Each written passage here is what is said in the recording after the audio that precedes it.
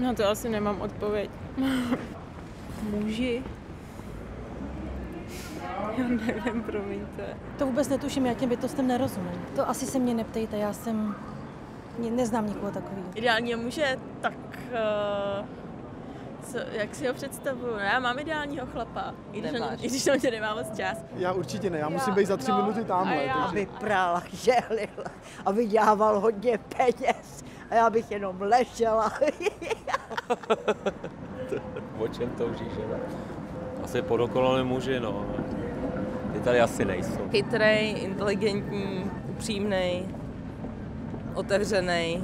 Aby byl aspoň trošku dobrý v posteli, protože jinak je to fakt trošku žádlivý. To ne, jo, Ideální žena, tak začni, jako mě zajímalo docela. Jako máme i barvu vlasů a tak říkat, jo. A ty to chtějí obrácet, aby měli teplou večeři, všechno uklízeno, aby měla hodně sexapíl. Ideálna žena samostatná, vzdelaná, inteligentná, no keď ešte aj príťažlivá, tak super. Na takovou radši nemyslet ani. Kdyby si člověk vymyslel, tak pak už nenajde, že? Tak mám rád hnědovlásky, nebo jako snědější, ale samozřejmě vlastnosti jsou jako nedílnou součástí, takže ta holka určitě musí být hodná a já mám rád holky, které se neumějí rozhodnout. Čo ja viem, normálne